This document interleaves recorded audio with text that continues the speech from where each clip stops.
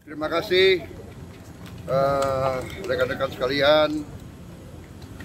Alhamdulillah saya tiba kembali di tanah air setelah lumayan ya, kalau tidak salah 15 hari saya pergi cukup lama, dan tapi alhamdulillah apa yang kita hasilkan cukup bagus. Saya hadir di BRICS di Rio de Janeiro, kemudian sebelumnya saya kunjungan kenegaraan ke Arab Saudi, ketemu pimpinan Arab Saudi, Putra Mahkota, Perdana Menteri dan pimpinannya sangat bagus, hasilnya produktif. Anda sendiri dengar pengumuman mereka ya, bukan pengumuman kita, pengumuman mereka. Mereka juga menilai sangat berhasil. Banyak kemajuan yang kita capai di beberapa bidang. Mereka tingkatkan investasi di Indonesia. Kemudian saya juga membahas, saya mengajukan bahwa Indonesia ingin membangun perkampungan haji yang permanen di situ. Secara prinsip mereka tidak keberatan, tapi tentunya akan dilakukan persiapan-persiapan, perencanaan teknis.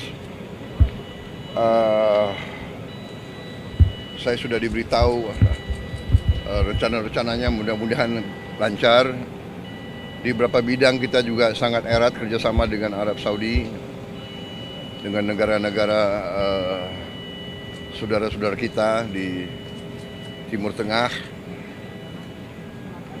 Mesir, Arab Saudi, Emirat Arab, Qatar, Yordan, sangat-sangat sinkron kita. Kemudian BRICS tentunya kita juga diterima sebagai anggota. Sesudah itu saya kunjungan resmi ke Republik Federasi Brazil ya, diterima Presiden Lula dengan baik. Brazil dan Indonesia sama-sama negara sangat besar, memiliki hutan tropis yang sangat besar, bisa dikatakan paru-paru dunia. Kita juga memiliki sumber-sumber alam yang sangat besar. Aneh kita berbicara ya, Presiden Lula dan saya mengatakan aneh, relatif kecil. Yang di Inggris saya ketemu beberapa pejabat secara informal, tapi kita lobby, kita bahas soal Gaza, soal Ukraina dan sebagainya. Kemudian saya hadir di Brussels, di Uni Eropa. Itu ada terobosan luar biasa. Setelah 10 tahun perundingan alot, akhirnya kita mencapai kesepakatan Indonesia dan Uni Eropa akan masuk ke dalam apa yang disebut CEPA, Comprehensive Economic Partnership Agreement, yang itu sama dengan Free Trade Agreement. Jadi barang-barang kita bisa masuk Uni Eropa 0% tarif, mereka juga. Jadi kita sangat inilah, ada hubungan simbiosis. Mereka punya teknologi yang bagus, punya sains, punya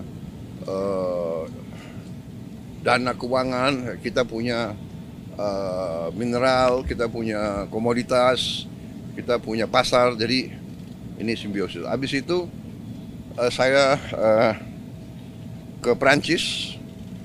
Kita diberi kehormatan bisa memimpin defile Hari Nasional Prancis. Ini sesuatu yang baru pertama kali dalam sejarah suatu negara dari Asia memimpin defile di Prancis. Kehormatan besar. Mereka memandang kita negara yang sangat penting. Saya lakukan juga pembicaraan lama dengan Presiden Macron, membahas banyak masalah, juga cukup sangat produktif.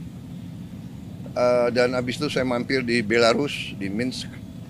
Belarus butuh banyak komunitas dari kita, dan kita juga membahas sama mereka, karena kita butuh untuk pupuk, potash dan sebagainya. Jadi habis itu langsung kembali ke sini. So, Ya, saya bicara dengan Presiden Donald Trump. Ya, alhamdulillah juga penuh dengan alot. Akhirnya ada kesepakatan, kita juga akan istilahnya kita memahami kepentingan mereka memahami kepentingan kita, dan kita sepakati sekarang kalau nggak salah ya tarifnya dari 32 diturunkan jadi 19. Ya, saya tetap nego, saya katakan beliau ini seorang negosiator yang cukup keras juga gitu. Ya, saya kira itu dari saya. Apakah Indonesia melihat itu secara Pak? Respon 19 bagaimana Pak bagi pemerintah Pak? Kenapa? Boeing gitu-gitu kalau Presiden Trump bilang. Ya, memang kita kan perlu untuk membesarkan Garuda. Ya, Garuda adalah kebanggaan kita. Garuda adalah flag carrier nasional. Garuda lahir dalam perang kemerdekaan kita. Jadi Garuda harus menjadi lambang Indonesia. Kita bertekad, saya bertekad untuk membesarkan Garuda, dan untuk itu ya kita butuh pesawat-pesawat baru ya, dan saya kira nggak ada masalah karena kita butuh. Mereka ingin jual pesawat Boeing juga cukup bagus, kita juga tetap dari Airbus ya. Jadi akhirnya terjadi pertemuan dua kepentingan. Kita juga butuh, sebagai contoh, kita masih import BBM, kita masih import gas, kita masih perlu import gandum, kita masih perlu import kedelai dan sebagainya. Jadi akhirnya kita bisa dapat suatu titik pertemuan. Pak, tapi lagi negosiasi lagi nggak Pak? Dari defisit gimana Pak? Ya, kita terus akan namanya hubungan dagang itu terus-menerus kita negosiasi ya. Ada rencana kunjungan ke sana Pak? Kemana? Ke Amerika kunjungan? Beliau katakan mungkin sekitar September Oktober. Ya. Bapak ke sana Tapi Pak? saya agak ngeri kalau diajak main golf. Kenapa Pak? Golf saya jelek sekali. Saya harus Saya harus les privat golf. Pak, Dulu bagus, sekarang udah nggak bisa lagi. Pak, hasil pertemuan Oke. ini apakah akan bagi Indonesia, apakah tetap akan menguntungkan dalam jangka panjang Pak, mengingat kita membebaskan pajak Amerika 0% gitu Pak?